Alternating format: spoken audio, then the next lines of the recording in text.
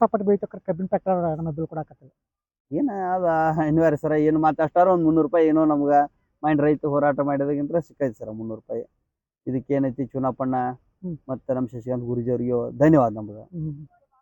ಆಚೆಗೂಡಿದ್ದಾರೆ ಮೈಕ್ರೋಬಿ ಸಂಸ್ಥೆಯಿಂದ, ಡಾಕ್ಟರ್ ಸಾಲೆ ಸಂಸ್ಥೆಯಿಂದ ಇವತ್ತು ಅವ್ರು ಏನು ಹೇಳ್ತಾ ಇದ್ದಾರೆ ಈ ಭೂಮಿ ಬಗ್ಗೆ, ಈ ಮಂಜುನಾಥ್ ಕಳ್ಳೋಳಿ ಅವ್ರ ಬಗ್ಗೆ ಕೇಳೋಣ ಬನ್ನಿ. ಕ್ಯಾಲ್ಕುಲೇಷನ್ ಮಾಡಿರೋ ಪ್ರಕಾರ 120 ಬೀಳ್ತೈತಿ, 20 ಬೀಳ್ತಾ ಇದೆ. 5 ಹೆಚ್ಚಾಗ್ಬೋದು, 2 ಕಡಿಮೆ ಆಗ್ಬೋದು ಸರ್. Right sir.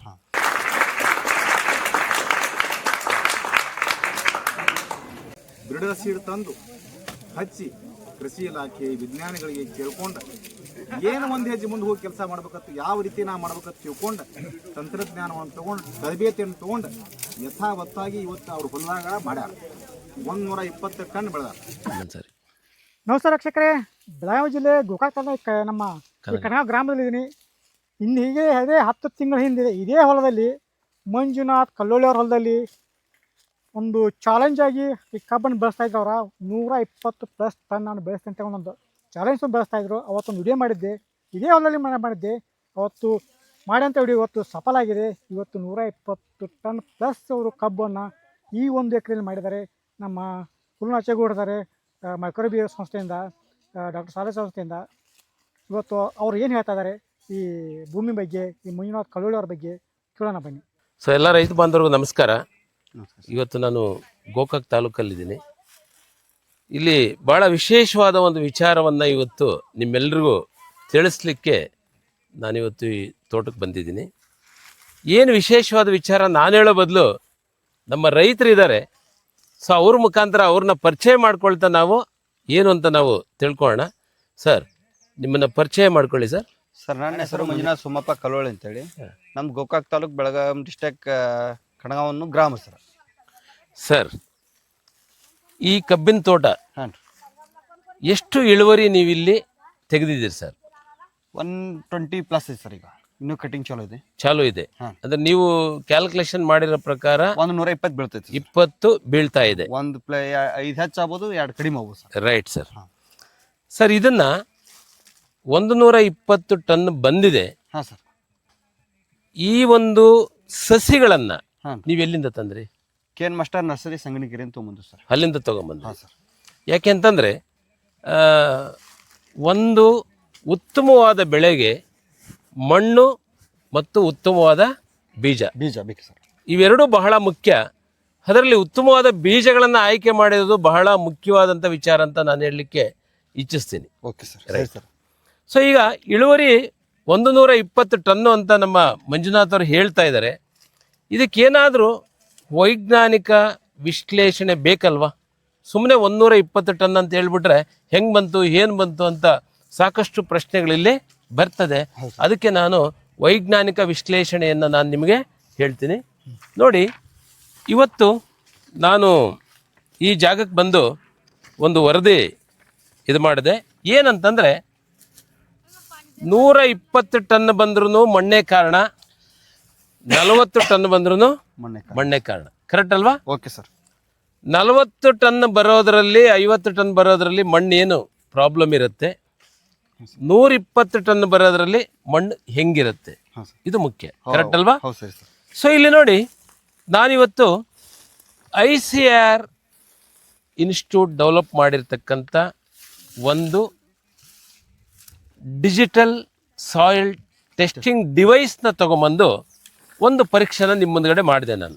ಕರೆಕ್ಟ್ ಅಲ್ವಾ?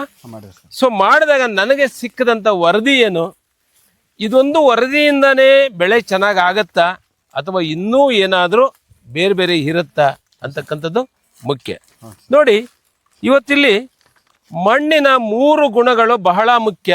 ಅದರಲ್ಲಿ ಒಂದು ಗುಣದ ಬಗ್ಗೆ ಮಾತ್ರ ಇಲ್ಲಿ ಟೆಸ್ಟಲ್ಲಿ ಬಂದಿದೆ. 2 ಗುಣದ ಬಗ್ಗೆ ಹೇಳ್ತೀನಿ. ಗುಣ ಮಣ್ಣಿನ ರಾಸಾಯನಿಕ ಗುಣ. ಈ ತೋಟ ಕಬ್ಬು ಹಾರ್ವೆಸ್ಟ್ ಆಗ್ತಾ ಇದೆ. ಈ ಸಮಯದಲ್ಲಿ ಮಣ್ಣಿನ ರಾಸಾಯನಿಕ ಗುಣವನ್ನು ನೋಡಿದಾಗ ಮಣ್ಣಿನ ಸಾರಜನಕ ಸುಮಾರು 255 kg ಪರ್ ಹೆಕ್ಟೇರ್ ಇಲ್ಲಿ ಇದೆ. ಅದೇ ರೀತಿ ಫಾಸ್ಫರಸ್ಸು 83 kg ಇದೆ. ಪೊಟ್ಯಾಷ್ 117 kg ಇದೆ ಪರ್ ಹೆಕ್ಟೇರು. ಮಣ್ಣಿನ ರಸಸಾರ 6.72 ಇದೆ. EC 2.25 ಇದೆ. ಇದೇನಿದೆಯೋ ಇದು ನೆಕ್ಸ್ಟ್ ಕ್ರಾಪ್ಗೆ ಕ್ಯಾರಿ ಆಗಿರ್ತಕ್ಕಂಥ ಪೋಷಕಾಂಶಗಳು. ಯಾಕೆಂದ್ರೆ ಎಲ್ರಿಗೂ ಪ್ರತಿ ವರ್ಷ ಇಷ್ಟು ಚೀಲ ಹಾಕ್ಬೇಕು ಅಂತಕ್ಕಂಥ ವಿಚಾರ ಮನ್ಸಲ್ಲಿ ತುಂಬಿಸ್ಕೊಂಡಿರ್ತಾರೆ. ಆದ್ರೆ ಇಲ್ಲಿ ಏನ್ ಹೇಳುತ್ತೆ ಅಂತಂದ್ರೆ ಕಬ್ಬಿಗೆ 300 kg ಸಾರಜನಕ ಬೇಕು. ಎಷ್ಟು ಕೆಜಿ? 1 ಹೆಕ್ಟೇರ್ಗೆ 300 kg ಸಾರಜನಕ ಬೇಕು. ಮುಂದಿನ ಬೆಳೆಗೆ ನಿಮಗೆ ಕೊರತೆ ಇರ್ತಕ್ಕಂಥದ್ದು 45 kg ಸಾರಜನಕ ಮಾತ್ರನೇ ಇಲ್ಲಿ ಮುಂದಿನ ಬೆಳೆಗೆ. ಫಾಸ್ಫರಸ್ಸು ಬರೀ 12 kg ಕೊರತೆ ಇಲ್ಲಿದೆ. ಪೊಟ್ಯಾಶು 83 kg ಮಾತ್ರ ಕೊರತೆ ಇದೆ. ರೌದಿ ಇದೆಯೋ ಇದರಿಂದ ಕೂಡ ಅದು ಮುಂದಿನ ವರ್ಷಕ್ಕೆ ಬ್ಯಾಲೆನ್ಸ್ ಆಗ್ಬೋದು. ನೋಡಿ ರೈತ ಬಂದವರೇ, 120 ಟನ್ನು ಇದನ್ನ ತರಬೇಕಾದ್ರೆ, ಕಬ್ಬು ಬೆಳಿಬೇಕಾದ್ರೆ ಮಣ್ಣಿನ 3 ಗುಣಗಳು ಬಹಳ ಇಂಪಾರ್ಟೆಂಟು. ಮಣ್ಣಿನ ಜೈವಿಕ ಗುಣ, ಮಣ್ಣಿನ ಭೌತಿಕ ಗುಣ, ಮಣ್ಣಿನ ರಾಸಾಯನಿಕ ಗುಣ. ಸೊ ನಾವು ಇದನ್ನ ಮಣ್ಣಿನ ರಾಸಾಯನಿಕ ಗುಣವನ್ನ ಚೆಕ್ ಮಾಡಿ ನಿಮಗೆ ರಿಪೋರ್ಟ್ ಕೊಡಲಿಕ್ಕೆ ICAR ಇನ್ಸ್ಟಿಟ್ಯೂಟ್ ವ್ಯಾಲಿಡೇಟ್ ಮಾಡಿರ್ತಕ್ಕಂಥ ಒಂದು ಡಿವೈಸ್ನ, ಮಣ್ಣು ಪರೀಕ್ಷಾ ಒಂದು ಡಿವೈಸಿಂದ ಇಲ್ಲಿ ನಾವು ಪರೀಕ್ಷೆ ಮಾಡಿದ್ರಿ. ಇಲ್ಲಿ ಪರೀಕ್ಷೆ ಮಾಡಿದಾಗ ಕಬ್ಬು ಕಟಾವು ಆಗಿದೆ. ಸಾರಜನಕ ಇನ್ನೂ 1 ಹೆಕ್ಟೇರಲ್ಲಿ 255 kg ಇದೆ ಸರ್. ಅದೇ ರೀತಿ ಫಾಸ್ಫರಸ್ 83 kg ಇದೆ. ಪೊಟ್ಯಾಶ್ 117 kg ಇದೆ.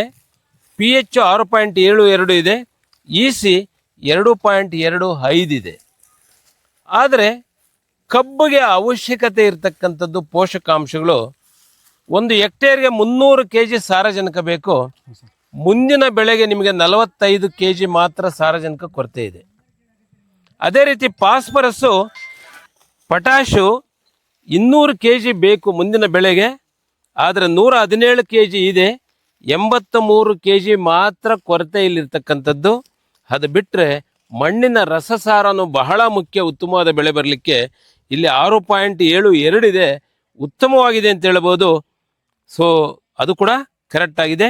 EC 2.25 ಇದೆ, ಸ್ವಲ್ಪ ಹೆಚ್ಚಿದೆ, ಆದರೂ ಮ್ಯಾನೇಜಬಲ್. ಅರ್ಥ ಆಯ್ತಾ? ಇದು ರಾಸಾಯನಿಕ ಗುಣ.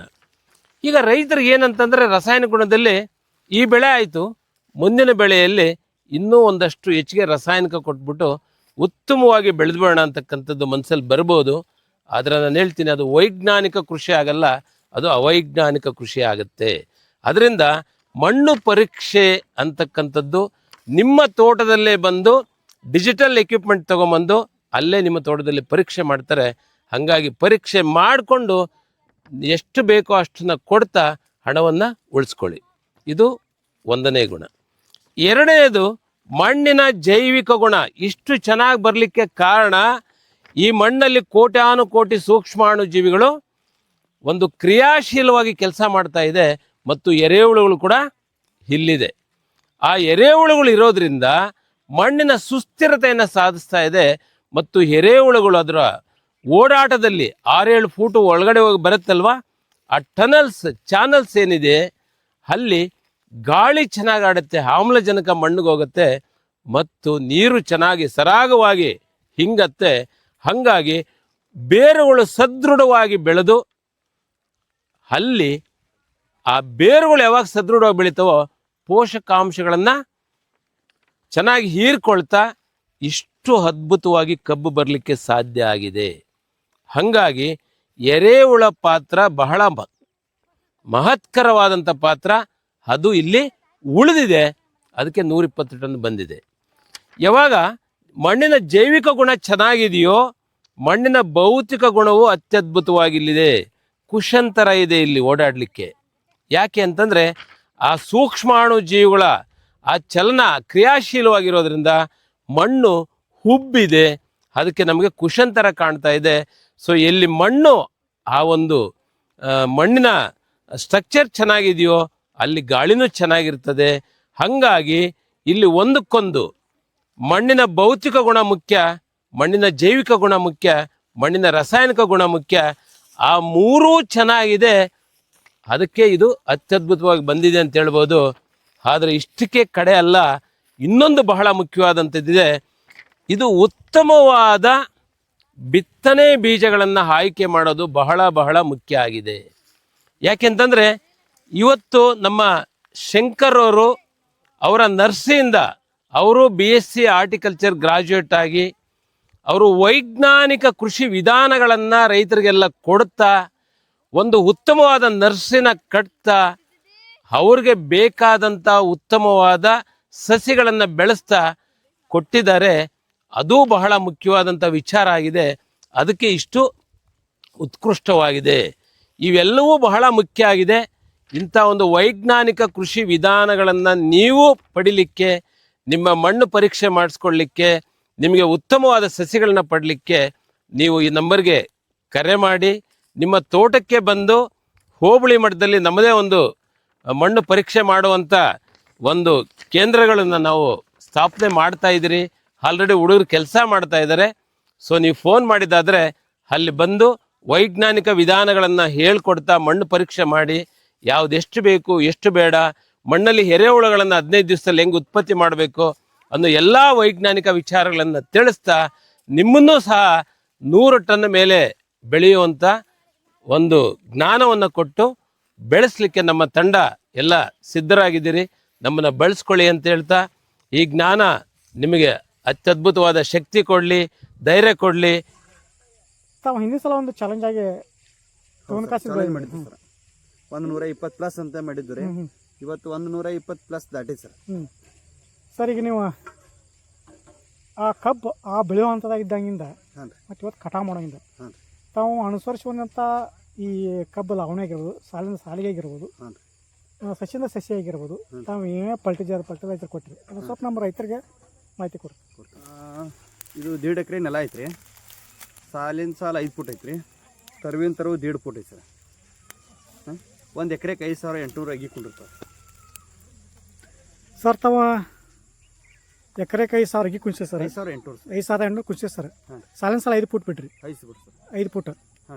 ಮತ್ತು ಸಸಿಯಿಂದ ಸಸಿಗೆ 1.5 foot sir. 1.5 foot sir. Starting ನೀವು ಲಾವಣಿ ಮಾಡಿದಾಗಿಂದ ತಾವು ಫರ್ಟಿಲೈಸರ್ ಆಗ್ಯಾವು, ಗೊಬ್ಬರ ಆಗ್ಯಾವು, ಏನೇನು ಕೊಟ್ಕೊಂಡು ಬಂದ್ರಿ? ಹೇಳ್ತೇನಲ್ಲ ಸರ್.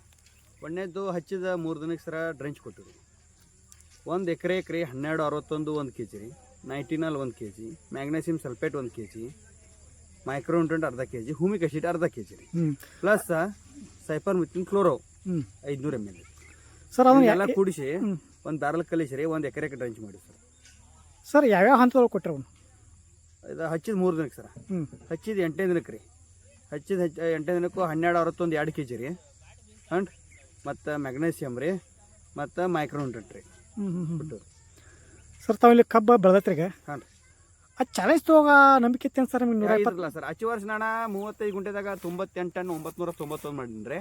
ನನಗೆ ಗೊತ್ತಿತ್ತು 120 ಏನು ದೊಡ್ಡದಲ್ಪ, ಇದೇನು ದೊಡ್ಡದಲ್ಲ, ಮಾಡ್ತೀನಿ ಅನ್ನೋದೊಂದು ಆತ್ಮವಿಶ್ವಾಸ ಇತ್ತು. ಈಗ ನೋಡ್ಬೋದು ಇನ್ನೊಬ್ಬರು ಮತ್ತೊಬ್ಬರು ರೈತರು ನಾನು 100 ಟನ್ ಬೇಯ್ತೆ ಅಂತ ಇರ್ತಾರೆ. ಹಾಂ ರೀ. ಜಾಸ್ತಿ ಗೊಬ್ಬರ ಹಾಕಿದ್ರು ಏನು ಬೆಳೆಯಂಗಿಲ್ಲ, ಬೆಳೆಯಂಗಿಲ್ಲ ಸರ್. ಜಾಸ್ತಿ ನೀರು ನಿಸರ್ ಬೆಳೆಯಂಗಿಲ್ಲ. ಆ ವಿಷಯದಾಗ ತಾವು ಕಬ್ಬನ್ನು ಯಾವ ರೀತಿ ಬೆಳಿಬೇಕು, ಏನು ಆ ವಿಷಯ ತಾವೇನು ಹೇಳಕ್ಕೆ ಕಷ್ಟಪಡ್ತೀರಿ? ಏನಿಲ್ಲ ಸರ್, ಸಂಖ್ಯೆ ಮೇಂಟೈನ್ ಮಾಡ್ರೆ 100+ ಏನೂ ದೊಡ್ಡದಿಲ್ಲ ಕಬ್ಬಿಗೆ. ಕಬ್ಬು ಹಚ್ಚಬೇಕಾದ ದಿವಸ ಅಂದರೆ ಆಗಸ್ಟ್ ಸೆಪ್ಟೆಂಬರ್ 2 ತಿಂಗಳ ಮೇಜರ್ ಲವಣಿ ಮಾಡಬೇಕಾದ್ರೆ ನಾವು ಅವಾಗನೇ. ಈ ಲಾವಣಿ ಯಾವ ತಿಂಗಳು ಮಾಡಿದ್ರಿ? ನಾವು ಜುಲೈ 10ನೇ ತಾರೀಕು ಮಾಡಿದ್ವಿ. ಜುಲೈ 10 ತಾವು ಮಾಡಿದ್ರಿ? ಹೌದು ಸರ್. ತಾವು 1 ವರ್ಷಕ್ಕಂತೂ 100 ಟನ್ ಬೆಳಕತ್ತೀನ ಆಗಂಗಿಲ್ಲ ಸರ್, ಚಾನ್ಸ್ ಇಲ್ಲ. ಅದು 15-14 ತಿಂಗಳು ಇರ್ಬೇಕು ಸರ್ ಮಿನಿಮಮ್. 100 ಟನ್ ತೆಗಿತಾನೆ 1 ಎಕರೆಗೆ. ಹೆಚ್ಚು ಕಮ್ಮಿ ತಾವು ಒಂದು 15-16 ತಿಂಗಳು ತಡೆದ್ರಿಗಿಲ್ಲ. 14 ತಿಂಗಳು ರನ್ನಿಂಗ್ ಸರ್. ಸದ್ಯಕ್ಕೆ ತಮ್ಮ ಇಲ್ಲಿ ಎಷ್ಟು ಹೊಲ ಐತೆ ಸರ್? ಸರ್ 1.5 ಎಕರೆ ಇದನ್ನೆಲ್ಲ. 1.5 ಎಕರೆದಾಗ ತಾವು 120+ ಐತ್ರಿ ಟನ್ ಬೆಳೆದ್ರಿ. ಇವತ್ತಿಗೆ 120 ಹೋಗೈತ್ರಿ. ಇನ್ನು ಕಬ್ಬು ಕಟಾವ್ ಚಲೋ ಐತಿ. ಇನ್ನೂ 3 ಲೋಡ್ ಕಬ್ಬು ಐತಿ ಸರ್. ಇನ್ನೂ 90 ಟನ್ ಕಬ್ಬು ಆಗ್ಬೋದು. ಪ್ರತಿ ಗಾಡಿ 28ರಿಂದ 30 ಟನ್ ಇರ್ತಾ ಇದ್ದಾರೆ. ಹಾಂ ರೀ. ಮತ್ತು ಆ ನಿಟ್ಟಿನಲ್ಲಿ ಇನ್ನೂ ನಿಮ್ದು ಎಷ್ಟು ಆಗ್ಬೋದು ಸರ್? ಏನು ಇನ್ನು ಅದನ್ನ ನೀವು ಲಾಸ್ಟ್ನೇ ಶಿಲ್ಪ ನಾ ಇದನ್ನ ಕೊಡ್ತೀನಲ್ಲ ಸರ್. ಹಿಂದಿನ ವರ್ಷ ನಾವು ಇದೇ ಜಾಗದಾಗ ಕುಂತು ವಿಡಿಯೋ ಮಾಡಿದ್ವಿ. ಈಗ 1 ವರ್ಷದಿಂದ ಈಗಾಗಲೇ ತಾವು ಸಾಕಷ್ಟು ಜನ ವಿಡಿಯೋಗಳು ನೋಡಿದ್ರಿ. ನಮ್ಮ ಮಂಜು ಅವ್ರದ್ದು ಇವತ್ತು ಅವ್ರ 120+ ದಾಟಿದ್ದಾರೆ ಸರ್. ಈ ಚಾಲೆಂಜ್ ರೀಚ್ ಆಗಿದ್ದಾರೆ, ಒಂದು ಯಶಸ್ಸಾಗಿದ್ದಾರೆ ಈಗ. ಹೌದು ಸರ್. ಸರ್ ಈ ಖುಷಿ ಒಳಗೆ ಏನು ಹೇಳ್ತಾರೆ ಸರ್? ಖುಷಿನ ಮುಂದಿನ ಟಾರ್ಗೆಟ್ ಸರ್ 150 ಐತಿ ನಮ್ದು. ಎಕರೆ 1 ಎಕರೆಗೆ 150 ತೆಗಿಬೇಕು. ತೆಗಿತಂದ್ರೆ ಅದ ಹಚ್ಚಿ ವರ್ಷ ನೀವು ಈಗ ಹೆಂಗೆ ಮೊನ್ನೆ ಅವಾಗ ನೀವು ಚಾಲೆಂಜ್ ಮಾಡೀನಿ. ಯಾವಾಗ್ರಿ? ಈಗ ಒಂದು 10 ತಿಂಗಳಿಂದ. 10 ತಿಂಗಳಿಂದ ಈಗೂ ಚಾಲೆಂಜ್ ಮಾಡ್ತೇನೆ ರೀ. ಹಚ್ಚಿ ವರ್ಷ 150 ತೆಗಿತೇನೆ ರೀ ಗ್ಯಾರಂಟಿ 1 ಎಕರೆಗೆ. ಮುಂದಿನ ವರ್ಷಕ್ಕೆ. ಮುಂದಿನ ವರ್ಷ ಮತ್ತೆ ನಾನು ಮಂದಿಗೆ ಡೆಮೋ ಮಾಡಿಲ್ರಿ. ಹಾಂ 1.5 ಎಕರೆ ಮಾಡಿಲ್ಲ. ಇನ್ನು ಒಂದು 2 ಹೊಲ ಅದಾವ. ಒಂದು ತೊಗಲ್ 4 ಎಕರೆ, ಒಂದು ತೊಗಲ್ 4 ಎಕರೆ. ಅವು 90+ ಐತ್ರಿ. ಕಟಿಂಗ್ ಚಾಲೋ ಐತೆ ಅವ್ರಿ. 1 ಎಕರೆ. 1 ಎಕರೆಗೆ 1 ಎಕರೆ ಸರ್. ತಾವು ತಳಿ ಯಾವ್ದು ಅದು? 86-032 ಸರ್. 86-032. ಹಾಂ ಇದು ಮೊದಲಿಂದ ಬಂದಂಥ ಹಳಿ ತಳಿನ ತಾವು ಯೂಸ್ ಹಾಕಿದ್ದಾರೆ. ಅದನ್ನ ಟಿಶ್ಯೂ ಕಲ್ಚರ್ ಫೌಂಡೇಶನ್ ಹಚ್ಚಿದ್ರು ನಾವು. ಟಿಶ್ಯೂ ಕಲ್ಚರ್ ಮತ್ತೆ ಈಗ ನಾವು ಕಬ್ಬು ತುಳಿತಾರಲ್ಲ ಅದಕ್ಕೆ ಏನು ಪ್ರಕಾರ ಸರ್? ಸರ್ ಇದು ಏನಾಕೈತ್ರಿ, ಕಬ್ಬು ತುಳಿದ್ರಿಂದ ಸಂಖ್ಯೆ ಮೇಂಟೆನೆನ್ಸ್ ಆಗಂಗಿಲ್ಲ.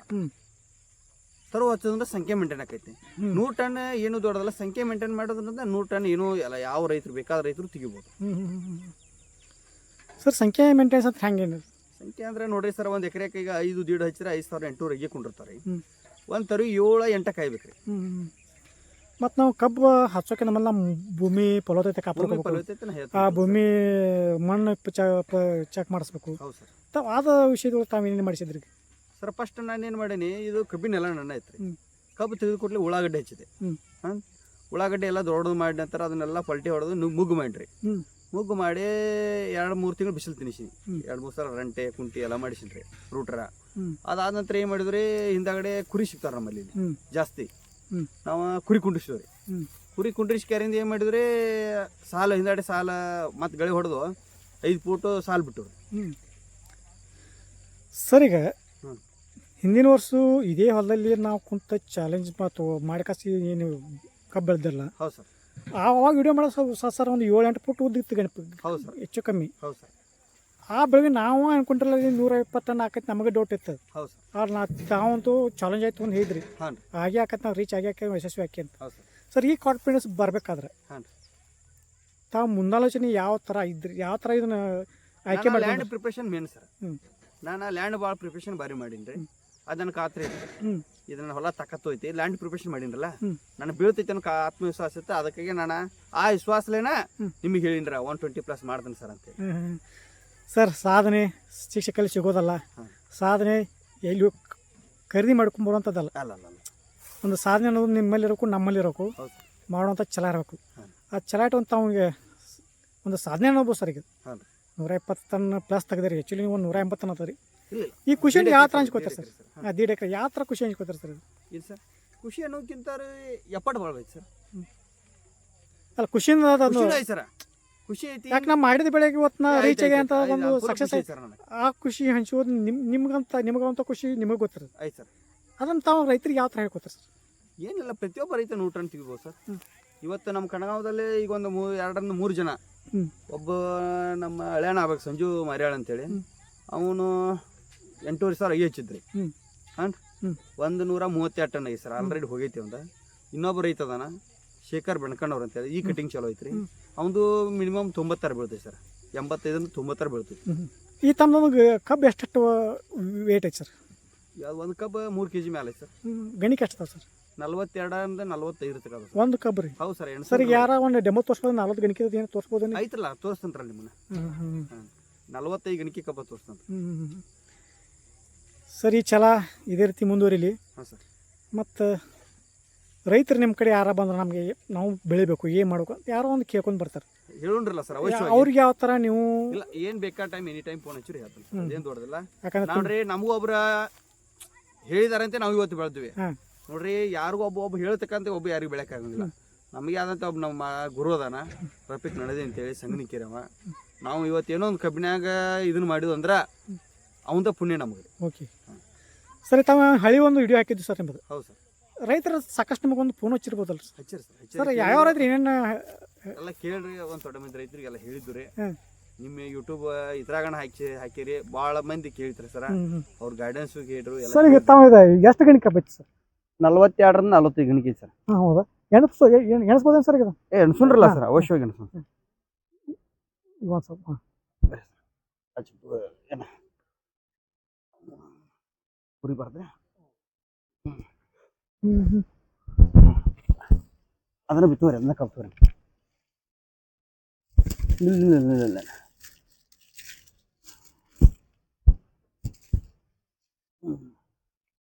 ನೋಡ್ರಿ ವೀಕ್ಷಕರೇ, ಒಂದು ಕಬ್ಬು 42 ಗಣಿಕೆ ಐತಿ ಅಂತ ಹೇಳ್ತಾರೆ. ಬರೀ ಕಬ್ಬು ಎಷ್ಟೈತಿ ಎಣ್ಸಂಬರಿ? 1 2 3 4 5 6 7 8 9 10 11 12 13 14 15 16 17 18 19 20 21 22 23 24 25 26 27 28 29 30 31 32 33 34 35 36 37 38 39 40 41 42 43 44 ಹೆಚ್ಚು ಕಮ್ಮಿ 45 44 ಹೆಚ್ಚು ಕಮ್ಮಿ 44ರಿಂದ 45 45 ಗಣಿಕೆ ಸರ್ ನಿಮ್ದು. ಹೌದು ಸರ್. ಒಂದು ಒಳ್ಳೆ ಕಬ್ಬು ಇದೆ ಸರ್. ಕಬ್ಬು ಕಟಾವಾಗ ಐತಿ. ಹೌದು ಸರ್. ಒಂದು ಸಾಧನೆ ಹಾದಿಯನ್ನು ದಾಟಿ ಬಂದ್ರಿ ಈಗ. ಹೌದು ಸರ್. ಇವತ್ತು ನಿಮ್ಗೆ ಕಬ್ಬು ಕಟಾವಾಗಿ ಟ್ರ್ಯಾಕ್ಟರ್ ಹೋಗತ್ತೆ ಟೈಮ್ ಮಾಡ್ತಾರೆ. ಹೌದು. ಇದೇ ಥರ ಕುಂತು ಚಾಲೆಂಜ್ ಆಯ್ತು ಅಂತ ಅದು ಒಂದು ಕಬ್ಬು 120 ಪ್ಲಸ್ 130 ಆಕತ್ತು 140 ಆಕತ್ತು ನಿಮಗೆ ಗೊತ್ತತ್ತು ನಿಮ್ಮ ಹೊಲದ. ಹಾಂ ಸರ್. ಇವತ್ತು ನಿಮ್ಗೆ ಕಬ್ಬು ಕಟಾವಾಗೈತಿ. ಈ ಖುಷಿ ಒಳಗೆ ಈ ಕಬ್ಬನ್ನು ಬೆಳೆಸೋಕ್ಕಿಂತ ಮುಂಚೆ ಆಗಿರ್ಬೋದು, ನೀರು ಬಿಡುವಾಗಿರ್ಬೋದು, ಗೊಬ್ಬರ ಕೊಡುವಾಗಿರ್ಬೋದು, ಆ ಆಲೋಚನೆಗಳೇ ಆ ಥರ ಬರ್ತದೆ. ಏನು ದಿನ ಬೆಳವಣಿಗೆ ಖುಷಿ ಅಂದ್ರೆ ಸರ್ ಏನು ಗೊತ್ತನ್ರಿ, ಅದೊಂದು ಗೊಬ್ಬರ ಹಾಕುವಾಗ ಒಂದು ನೀರು ಬಿಡುವಾಗ ಒಂದು ಏನು ಗೊತ್ತನ್ರಿ ಸರ್, ಹೊಲಕ್ಕೆ ಬಂದ ನಮ್ಮಲ್ಲಿ ಇವತ್ತು ಇದ್ದಿದ್ದು ಕಬ್ಬ ನಾಳೆ ಇರ್ತಿರ್ಕಿಲ್ಲ. ಅದ್ರ ಖುಷಿ ಭಾಳ ರೀ. ಇವತ್ತು ಹಿಂಗಿತ್ತಪ್ಪ ನಾಳೆ ಹಿಂಗಾಗಿತ್ತು. ಸ್ವಲ್ಪ ಗ್ರೋತ್ ದಿನಕ್ಕೆ ಗ್ರೋತ್ ಜಾಸ್ತಿ. ನಮ್ಗೆ ಅದು ಮಾಡಕ್ಕೆ ಮಜಾ ಭಾಳ ಸಿಗ್ತೈತೆ ಸರ್. ಮತ್ತು ಇನ್ನೊಂದು ಸರ್, ಏನೋ ಗೊಬ್ಬರ ಹಾಕಿರ್ತಾರೆ, ನೀರು ಬಿಡ್ತೈತಿ, ಹೊಲ ಇದೆ ಇರ್ತಾರೆ. ಎಲ್ಲೋ ಒಂದು ಕಬ್ಬು ಒಣಗಿದಂಗೆ ಕಾಣೋದಾಗ್ಲಿ. ಹೌದು ಸರ್. ಏನೋ ಸಕ್ಕಿರ್ತೈತಿ, ಸ್ವಲ್ಪ ನರಿಗಳ ಕಾಟ ಅದೊಂದು ಏನೋ ತಿನ್ನಿಗೆ ಹಾಕಿರ್ತಾರೆ. ಹೌದು ಹೌದು, ನರಿಗಳು ಏನೋ ಪೈಸ್ ಕಷ್ಟ ಕಬ್ಬು ಬೆಳೆತ 100 ಟನ್ ರೀಚ್ ಮ್ಯಾಲ ಹೋಗ್ಬೇಕು ಅಂತಾದಾಗ ಇದೊಂದು ಏನೋ ರೋಗ ಬಂತು. ಏನೋ ಒಂದು ಕಿರಿಕಿರಿ, ಒಂದು ತೋಳ ನರಿ ಅಕ್ಕೋ ಕಿರಿಕಿರಿ, ಆ ವಿಷಯದೊಳಗೆ ತಾವೇನು ಹೇಳ್ತಾರೆ? ಏನ ಮತ್ತೆ ಹಂಗೆ ಆಗೋದನ್ನ ಸರ ರೈತಕ್ಕೆ ಅಂತಂದ್ರೆ 3 ತಾಳ ಆಗ 1 ತಾಳ ಹೋಗೋದನ್ನ ರೈತರದ್ರಿ. ನಾವು ಯಾಕಂದ್ರೆ ವರ್ಷ ನಮ್ಗೆಲ್ಲ ಗೊತ್ತೈತಿ ಸರ್, ಅನುಭವ ಐತಿ. ಎಟ್ ಹಾಳು ಆಕೈತಿ, ಎಟ್ ಹೊಕ್ಕೈತಿ, ಎಟ್ ಕೊಲಿ ಬಿಡ್ತಾರ, ಎಟ್ ನರಿ ತಿಂತಾವ, ಹಂದಿ ತಿಂತಾವ, ಮತ್ತೆ ಅವನ್ನೆಲ್ಲ ಸ್ಪೇಸ್ ಮಾಡಬೇಕಾರೆ ನಾವು.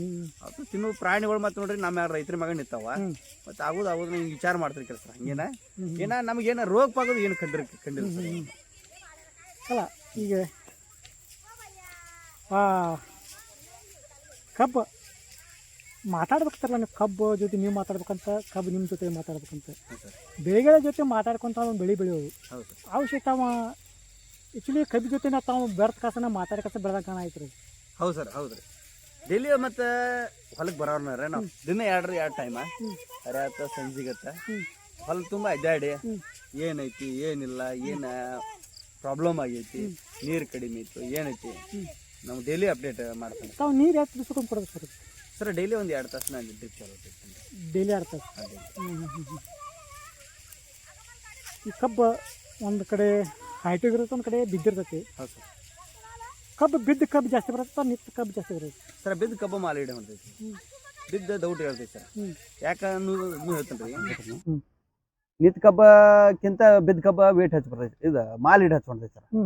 ಯಾಕಂದ್ರೆ ಅದಕ್ಕೆ ಏನೈತ್ರಿ, ಇದು ಫುಡ್ ಸಪ್ಲೈ ಆಗ್ಬೇಕಾರ್ರಿ ನಿಂತ ಕಬ್ಬಿಗೆ ದೊಡ್ಡ ಅಷ್ಟು ಇದಾಗಂಗಿಲ್ಲ ರೀ, ಹೈಟ್ ಭಾಳ ಇರ್ತೈತಿಲ್ಲ ರೀ. ಈ ಬಿದ್ದ ಕಬ್ಬಿಗೆ ಸರಳ ಆಗಿ ಫುಡ್ ಸಪ್ಲೈ ಆಗಿ ಸರ್ ತಾವಾಗ ನುಡ್ದಂತ ನಡೆದ್ರಿ. ಈಗ 125 ಪ್ಲಸ್ ಟನ್ ಕಬ್ಬು ರೀಚ್ ಆಗಿದೆ ರೀ. ಈ ಖುಷಿ ಒಳಗ ತಮ್ಮ ಲಾಸ್ಟ್ ಒಂದು ನಮ್ಮ ರೈತರಿಗಾಗಲಿ ಒಂದು ಖುಷಿ ಬಗ್ಗೆ ಆಗಲಿ ತಾವೇನು ಹೇಳಕ್ಕೆ? ಎಲ್ಲ ರೈತರು ಬೆಳಿಲಿ ಸರ್, ಭೂಮಿ ತಾಯಿ ಆಶೀರ್ವಾದ ಎಲ್ಲ ರೈತರಿಗೆ ಇರಲಿ. ಪ್ರಕೃತಿ ಈ ವರ್ಷ ಚಲೋತ್ತಂಗೆ ಮಳೆ ಆಗಲಿ, ಎಲ್ಲದರಿಂದ ಎಲ್ಲರಿಗೂ ಅನುಕೂಲ ಆಗಲ್ರಿ, ಎಲ್ಲ ರೈತರು ಸುಖ ಇರಲ್ರಿ ಎಲ್ಲರಿಗೂ. ಸರ್ ನಾವೆಲ್ಲ ಕಷ್ಟಪಟ್ಟು ಬೆಳಿತಕ್ಕ ಕಬ್ಬಿನ ಫ್ಯಾಕ್ಟರ್ ನಮ್ಮ ಬಿಲ್ ಕೊಡಾಕತ್ತೀವಿ. ಏನು ಅದ ಅನಿವಾರ್ಯ ಸರ. ಏನು ಮತ್ತೆ ಅಷ್ಟಾರ ಒಂದು 300 ರೂಪಾಯಿ ಏನೋ ನಮ್ಗೆ ಮೈಂಡ್ ರೈತ ಹೋರಾಟ ಮಾಡಿದಾಗಿಂತ ಸಿಕ್ಕೈತಿ ಸರ್ 300 ರೂಪಾಯಿ. ಇದಕ್ಕೇನೈತಿ ಚುನಾಪಣ್ಣ ಮತ್ತು ನಮ್ಮ ಶಶಿಕಾಂತ್ ಗುರೂಜಿ ಅವರಿಗೆ ಧನ್ಯವಾದ ನಮ್ಗೆ. ಓಕೆ, ಇಷ್ಟೊಂದು ಒಳ್ಳೆ ಒಂದು ವಿಚಾರಗಳನ್ನ ಇರಿ, ತಮ್ಮ ಧನ್ಯವಾದಗಳು.